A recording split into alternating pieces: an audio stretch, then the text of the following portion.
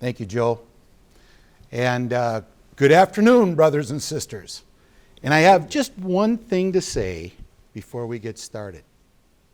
Who misplaced the ocean? It's gone. Anyway, I digress. I want to welcome you to the first virtual ALPA BOD meeting.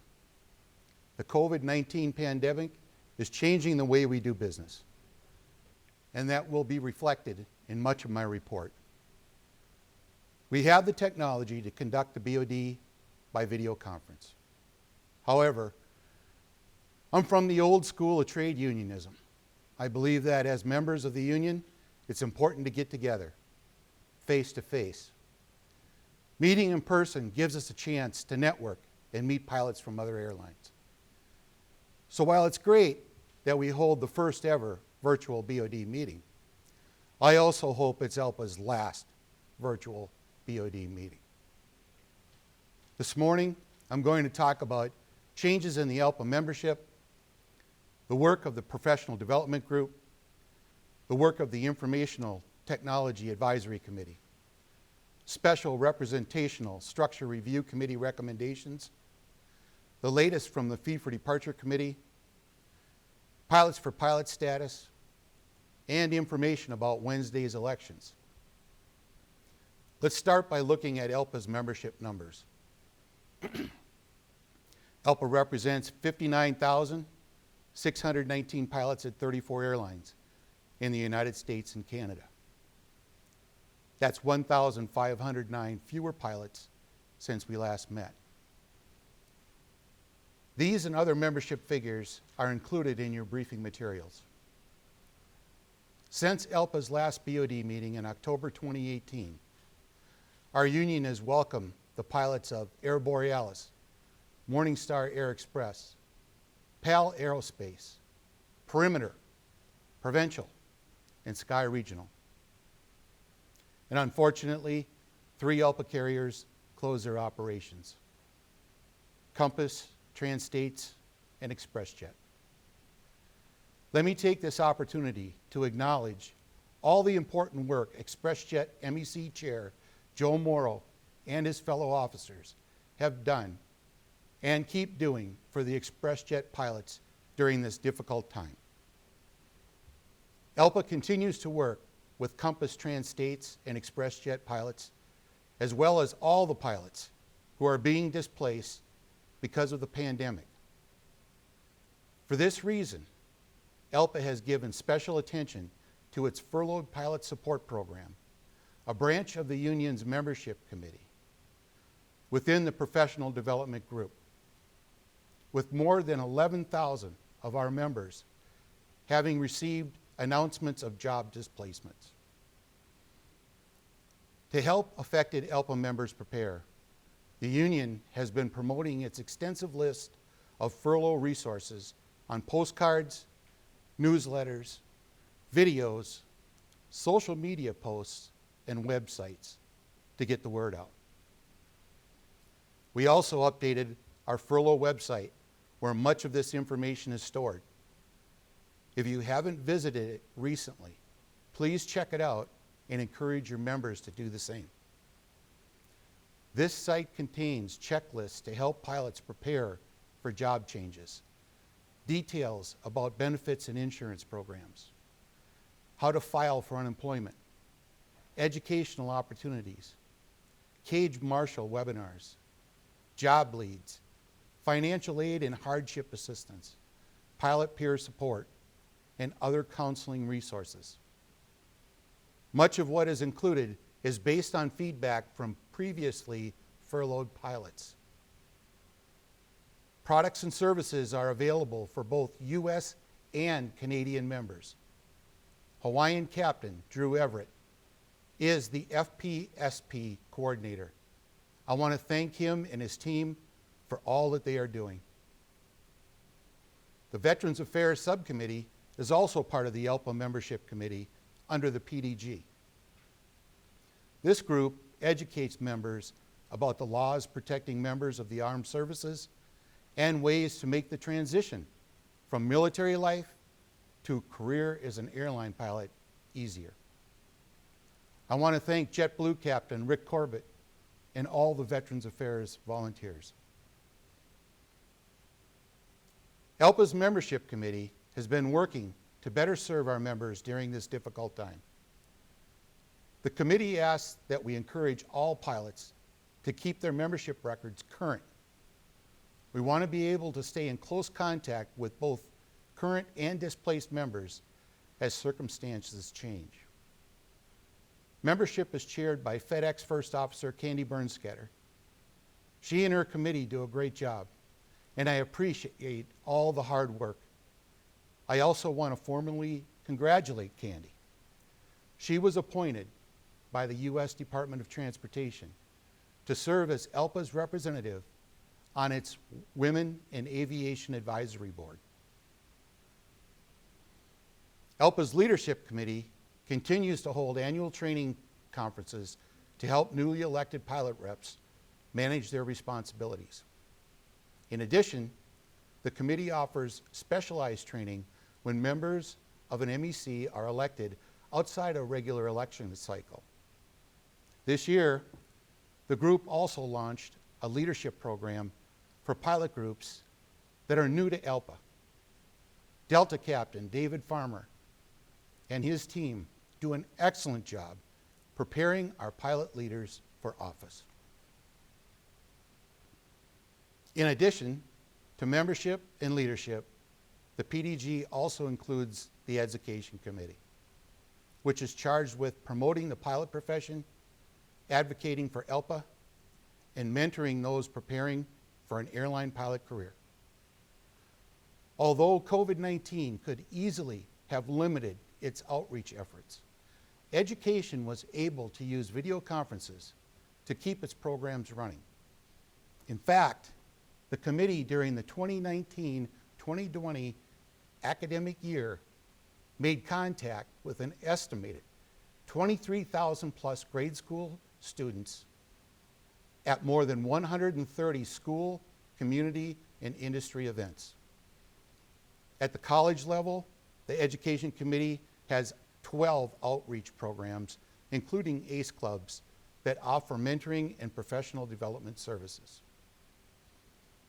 These programs bridge the gap between the classroom and the flight deck, providing a more defined career path for those who want to become airline pilots. The Education Committee is a huge effort with more than 2,200 pilot volunteers. I want to thank the group for its efforts to promote our profession to the next generation. And as you've heard, the Education Chair, United First Officer Costas Savilis, passed away in a private aircraft accident. Costas was a great guy and a strong ALPA supporter. It's hard to replace someone who contributed so much to this organization, and we will miss him. I also want to recognize the importance of creating a just and inclusive airline pilot culture.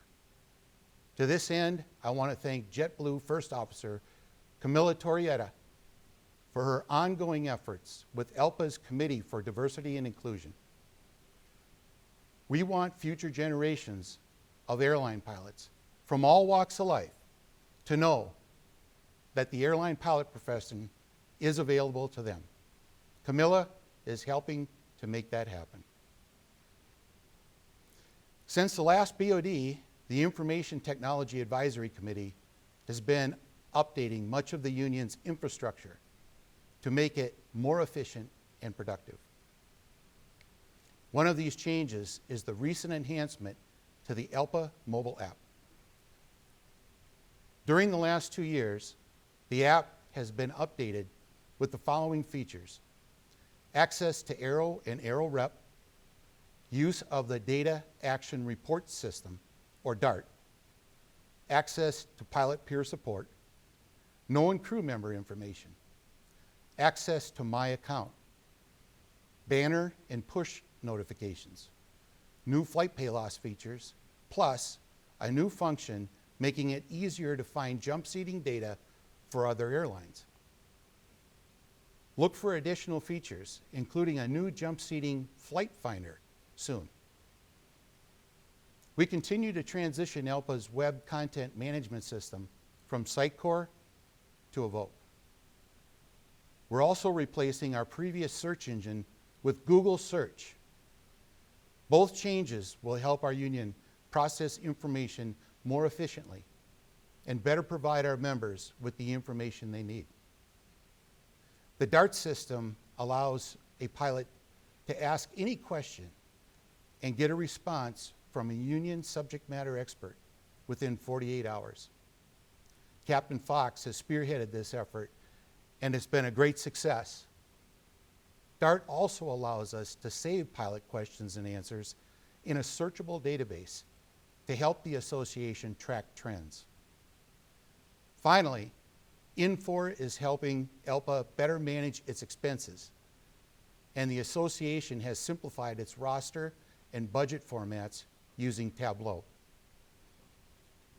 I chair ITAC, and I want to express my appreciation to the other members of the committee for their continued input and hard work. COVID-19 has also required ALPA to reconsider some of the policies and changes that could help us conduct business more effectively. The Special Representational Structure Review Committee makes recommendations on a variety of constitutional and administrative topics to the Executive Council. For example, this January, the Executive Council will reconsider whether virtual local council meetings should be permitted. With pandemic meeting and social distancing restrictions, local councils are having a tough time conducting business. Similar proposals for virtual local council meetings have been considered, but not advanced in the past, primarily because of the security concerns about unauthorized participants and meeting recordings. The SRSRC will consider this issue again and brief the Executive Council on its latest findings this January. Also based on SRSRC recommendations, the BOD will vote on an amendment that, if passed, would update the union's internal disciplinary procedures in Article 8 of the Constitution and bylaws. This resolution proposes to make the process more efficient and less susceptible to political abuse. Special thanks to United EVP Mike Hamilton, who chairs the SRSRC, and all the committee members for the great work that they do. One of the groups actively helping us promote our furlough resources is the Fee for Departure Committee. The FFDC has been working closely with joint standing committees to coordinate conference calls for pilot groups that fly for the same airline brand. The goal is to get these groups talking about what they have in common and how they can help each other. The FFDC recently held a bargaining roundtable with subject matter experts to discuss negotiating strategies during this difficult time. As an FFD pilot, I know how important it is to have this kind of support, and I know what it's like to be displaced.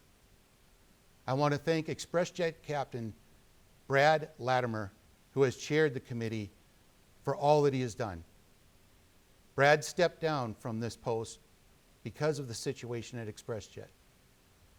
PSA Captain Scott McCormick is serving as the interim chair, and I thank him and the rest of the committee for their ongoing efforts.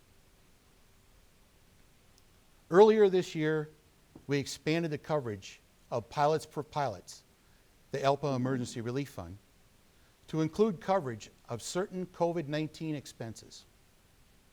In addition to the pandemic, wildfires continue to burn in the West, and the Atlantic hurricane season has been active this year. More than ever, we need your support to keep P4P active for our members in need. The fund's balance as of October 1st was $107,599.49. Since October 2018, P4P has raised $123,898 in donations. However, during the same period, we've issued $149,803.92 in grants to members. Please contribute to this ALPA charity and encourage your members to do the same. And thank you to Delta Captain Nate Hillard and his members of the P4P board for helping so many of our pilots when they need it the most. As you all know, we will elect executive vice presidents on Wednesday. BOD roll call numbers are based on voting membership as of September 30th. The new alignment, which will go into effect January 1, is as follows.